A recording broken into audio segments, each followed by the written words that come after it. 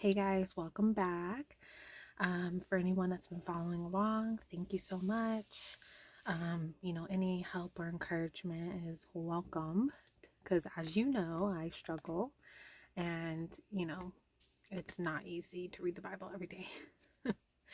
And then I wanted to share real quick that last night, after I made last night's video, something happened and it really upset me. And it was something stupid too. It was nothing. It meant nothing. It was literally nothing. And but it irritated me. It upset me. Um because when you live with other people, things happen and you get irritated even though it's nothing. It doesn't mean anything. It's just, something that irritated you.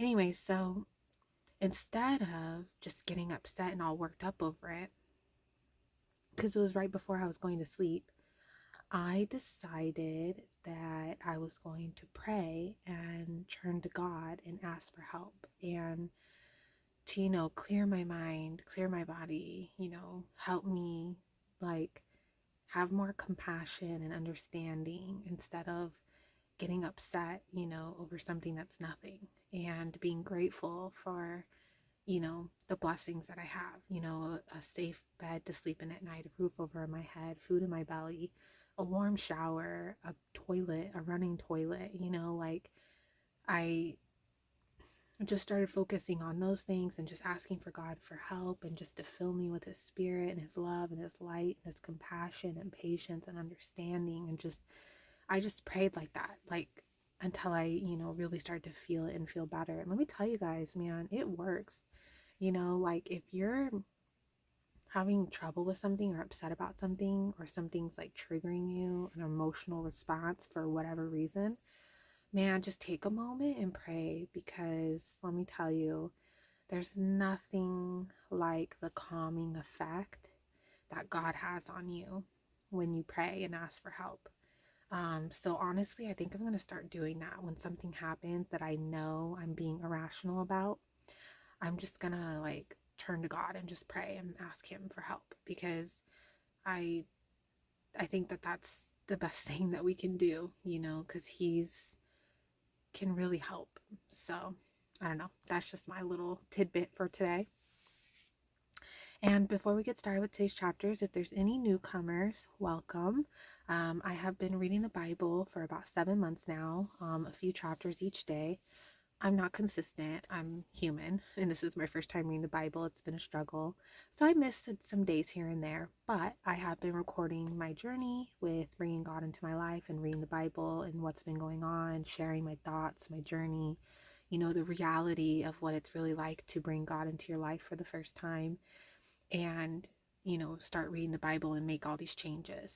And I know my story's not gonna match everyone, but I think you'll find that there's some days where you'll feel less alone, and seeing the struggles I'm going through maybe might help you. So please, if you're interested in reading the Bible with me, you can start at the beginning or you can start with me currently, whichever works for you. If it's your first time reading the Bible, I would start at the beginning, just because if you pick up now, you're going to be like, who's all these people that they're talking about? So the full playlist is on my channel, starting from day one to current. I'm doing the full Bible. We're about a third way through. We have 2/3 left, and I'm going to share the whole journey. And so, if you want to join along, come join me, and good luck. I hope that, you know, um, bringing God into your life and reading the Bible will bring good changes to you like it has for me. So I hope that for you. Oh, and day 1 and 2 are the only days that I don't have the recording of the chapters for those days. So you'll have to look those up on your own. I apologize. Um, but yeah, like join me, please. Like bringing God into your life, and part of that is reading the Bible every day. Let me tell you that reading the Bible, praying, spending time with God, and inviting God into your life is the best thing you will ever do. It's not easy, some days are hard, but let me tell you, it's still, I mean, until you do it, you won't fully understand what I'm saying. So give God a chance. The only thing you'll lose is a little bit of your time, you know, if it doesn't work out for you. But I'm telling you, if you truly, genuinely seek God with your heart, it'll be the best thing you ever do. So let's get started. These are the heads of their fathers' houses, and this is the genealogy of those who went up with me from Babylon, in the reign of King Artaxerxes, of the sons of Phinehas, Gershom, of the sons of Ithamar, Daniel, of the sons of David, Hattush, of the sons of Shechaniah, of the sons of Parosh, Zechariah, and registered with him were 150 males. Of the sons of Pahath Moab, Eliahoenai, the son of Zerahiah, and with him 200 males. Of the sons of Shechaniah, Ben Jehaziel, and with him 300 males. Of the sons of Adin, Ebed, the son of Jonathan, and with him 50 males. Of the sons of Elam, Jeshaiah, the son of Athaliah, and with him 70 males. Of the sons of Shephatiah, Zebediah, the son of Michael, and with him 80 males.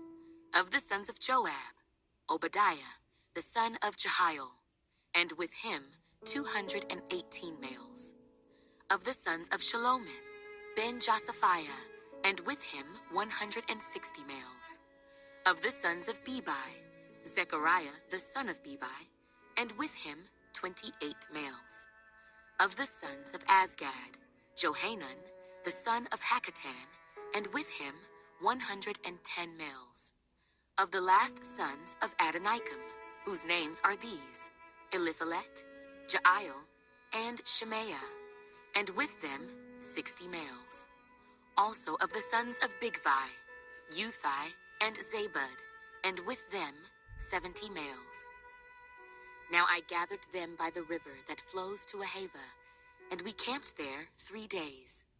And I looked among the people and the priests, and found none of the sons of Levi there. Then I sent for Eleazar, Ariel, Shemaiah, Elnathan, Jarib, Elnathan, Nathan, Zechariah, and Meshullam, leaders. Also for Joiarib and Elnathan, men of understanding. And I gave them a command for Iddo, the chief man at the place Casiphia, and I told them what they should say to Iddo and his brethren, the Nethinim, at the place Casiphia, that they should bring us servants for the house of our God. Then, by the good hand of our God upon us, they brought us a man of understanding, of the sons of Malai, the son of Levi, the son of Israel, namely Sherebiah, with his sons and brothers, 18 men. And Hashabiah, and with him Jeshaiah, of the sons of Merari, his brothers and their sons, 20 men. Also of the Nethinim, whom David and the leaders had appointed for the service of the Levites, 220 Nethinim. All of them were designated by name. Then I proclaimed a fast there at the river of Ahava, that we might humble ourselves before our God, to seek from him the right way for us and our little ones and all our possessions. For I was ashamed to request of the king an escort of soldiers and horsemen to help us against the enemy on the road, because we had spoken to the king, saying, The hand of our God is upon all those for good who seek him, but his power and his wrath are against all those who forsake him. So we fasted and entreated our God for this, and he answered our prayer. And I separated 12 of the leaders of the priests, Sherebiah, Hashabiah, and 10 of their brethren with them, and weighed out to them the silver, the gold, and the articles, the offering for the house of our God, which the king and his counselors and his princes, and all Israel who were present, had offered. I weighed into their hand 650 talents of silver, silver articles weighing 100 talents, 100 talents of gold, 20 gold basins worth 1,000 drachmas, and 2 vessels of fine polished bronze, precious as gold. And I said to them, "You are holy to the Lord. The articles are holy also, and the silver and the gold are a freewill offering to the Lord God of your fathers. Watch and keep them until you weigh them before the leaders of the priests and the Levites and heads of the fathers' houses of Israel in Jerusalem, in the chambers of the house of the Lord." So the priests and the Levites received the silver and the gold and the articles by weight, to bring them to Jerusalem to the house of our God. Then we departed from the river of Ahava on the 12th day of the first month, to go to Jerusalem. And the hand of our God was upon us, and he delivered us from the hand of the enemy and from ambush along the road. So we came to Jerusalem and stayed there 3 days. Now on the 4th day, the silver and the gold and the articles were weighed in the house of our God by the hand of Meremoth, the son of Uriah the priest, and with him was Eleazar, the son of Phinehas. With them were the Levites, Jozabad, the son of Jeshua, and Noadiah, the son of Binnui, with the number and weight of everything. All the weight was written down at that time. The children of those who had been carried away captive, who had come from the captivity, offered burnt offerings to the God of Israel: 12 bulls for all Israel, 96 rams, 77 lambs, and 12 male goats as a sin offering. All this was a burnt offering to the Lord. And they delivered the king's orders to the king's satraps and the governors in the region beyond the river. So they gave support to the people and the house of God. When these things were done, the leaders came to me, saying, "The people of Israel and the priests and the Levites have not separated themselves from the peoples of the lands with respect to the abominations of the Canaanites, the Hittites, the Perizzites, the Jebusites, the Ammonites, the Moabites, the Egyptians, and the Amorites. For they have taken some of their daughters as wives for themselves and their sons, so that the holy seed is mixed with the peoples of those lands. Indeed, the hand of the leaders and rulers has been foremost in this trespass." So when I heard this thing, I tore my garment and my robe, and plucked out some of the hair of my head and beard, and sat down astonished. Then everyone who trembled at the words of the God of Israel assembled to me, because of the transgression of those who had been carried away captive, and I sat astonished until the evening sacrifice. At the evening sacrifice, I arose from my fasting, and having torn my garment and my robe, I fell on my knees and spread out my hands to the Lord my God, and I said, "Oh my God, I am too ashamed and humiliated to lift up my face to you, my God, for our iniquities have risen higher than our heads, and our guilt has grown up to the heavens. Since the days of our fathers, to this day, we have been very guilty, and for our iniquities we, our kings, and our priests have been delivered into the hand of the kings of the lands, to the sword, to captivity, to plunder, and to humiliation, as it is this day.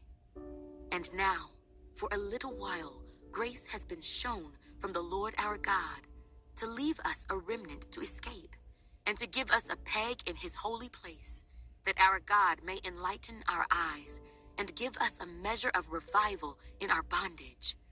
For we were slaves, yet our God did not forsake us in our bondage, but he extended mercy to us in the sight of the kings of Persia, to revive us, to repair the house of our God, to rebuild its ruins, and to give us a wall in Judah and Jerusalem.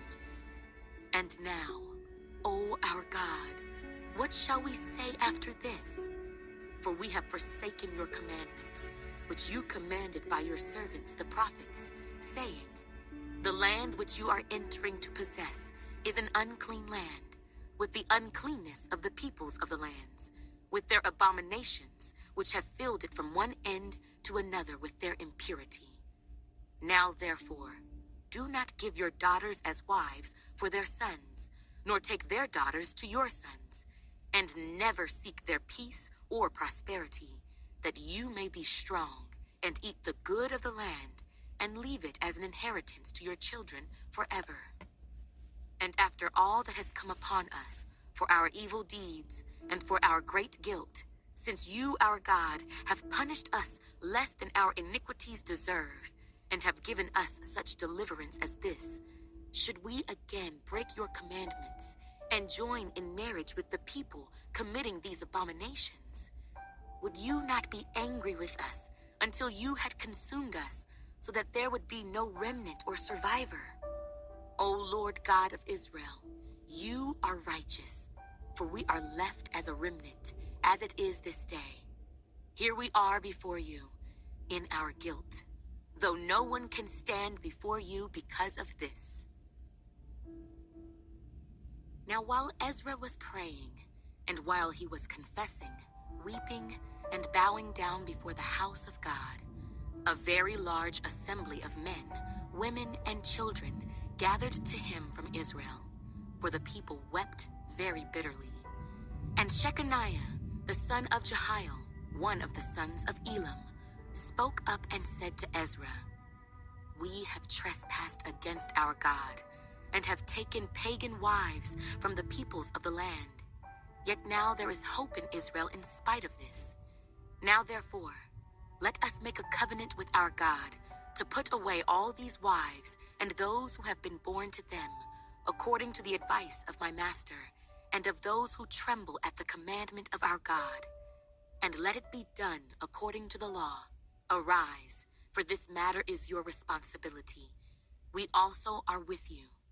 Be of good courage and do it."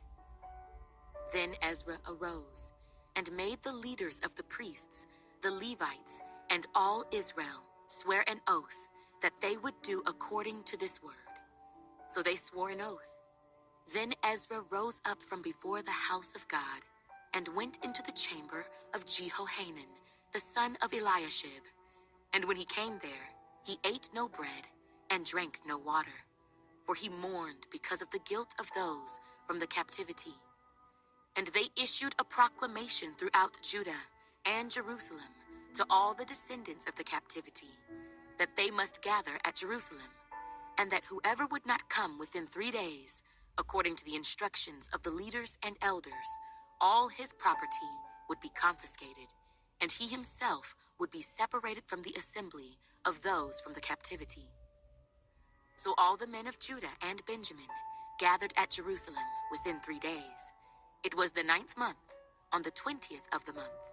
And all the people sat in the open square of the house of God, trembling because of this matter, and because of heavy rain.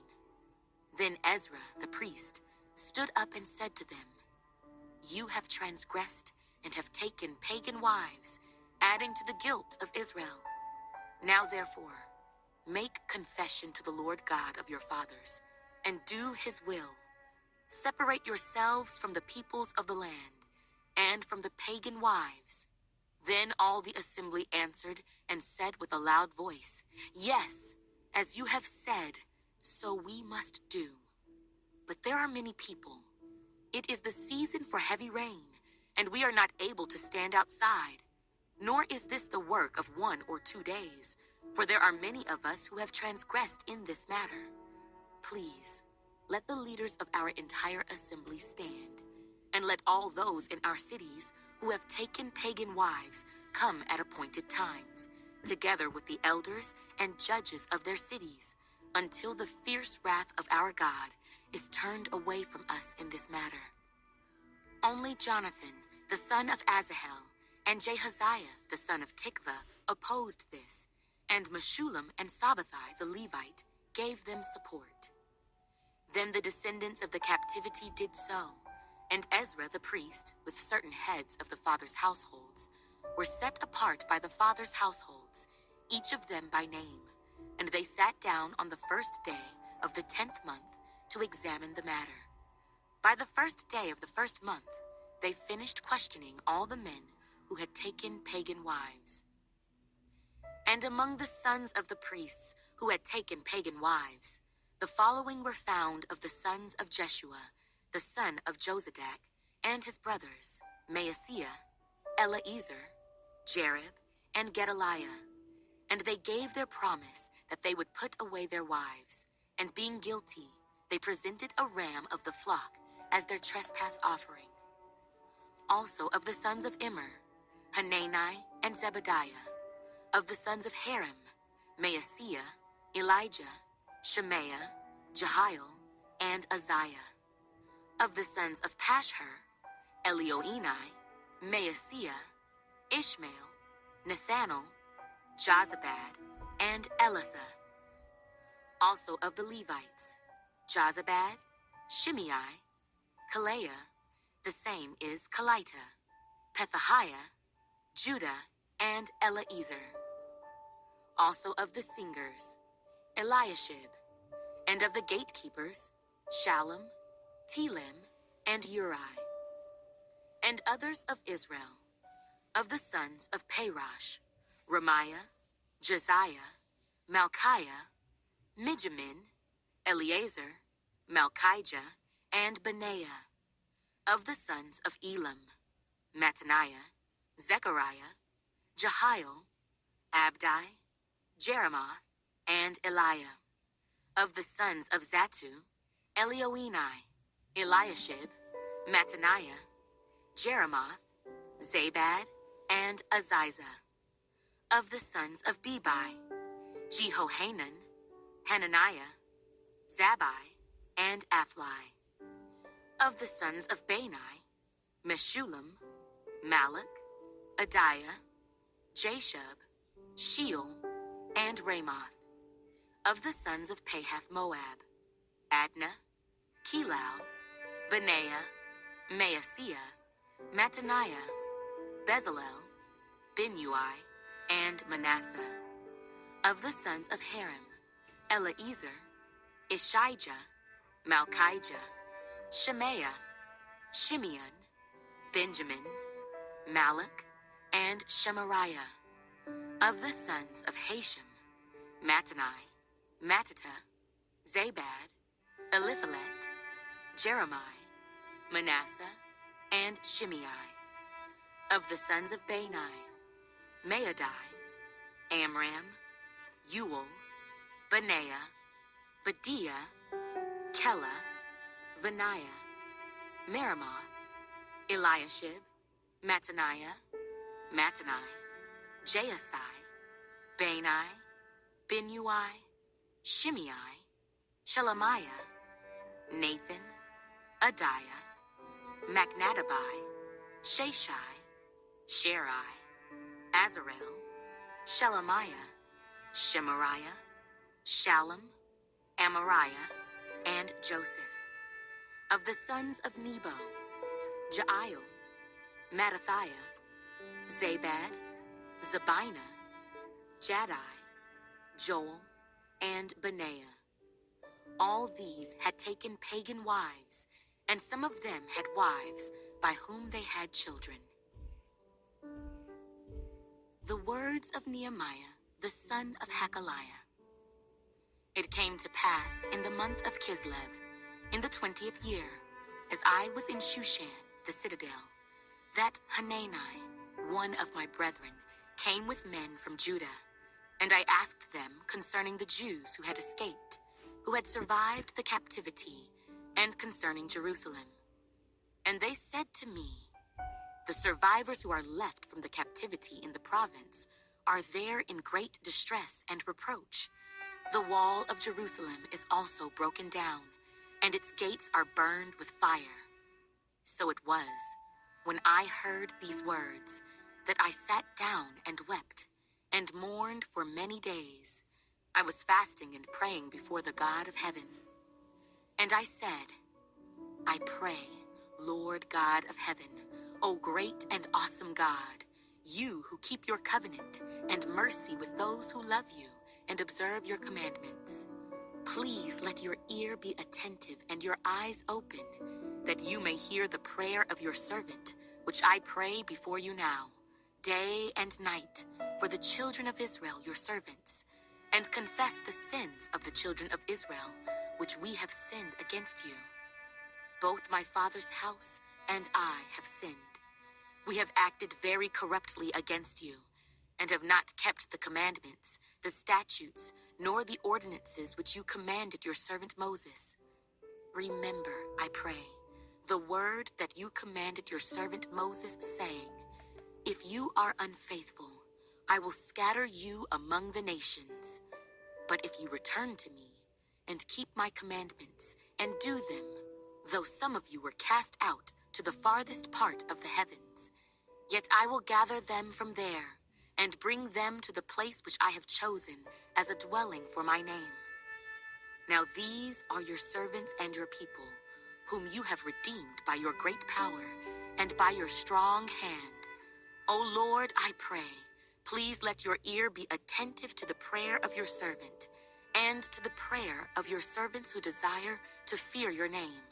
And let your servant prosper this day, I pray, and grant him mercy in the sight of this man. For I was the king's cupbearer. Okay, there we have it. And that was actually the end of the book Ezra. I guess it was a really short book. But I don't know. I feel like sometimes it can get a little boring just because there's so many names, but I also think that it's not good to skip over those parts because if it's in the Bible, there's a reason, you know? So, I mean, it is what it is, you know? Like, it's important to read the Bible every day, and I'm currently doing it from beginning to end, but I know some people do like it a little differently. I think that's something you should just pray about with God and just ask Him and say, hey, guide me into how you want me to read the Bible, you know, if you're struggling and you don't know what to do. Because I think the whole Bible is obviously important.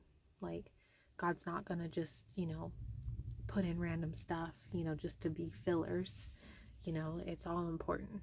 So, anyways, guys, well, I'm going to get going. But I will see you guys tomorrow. Bye.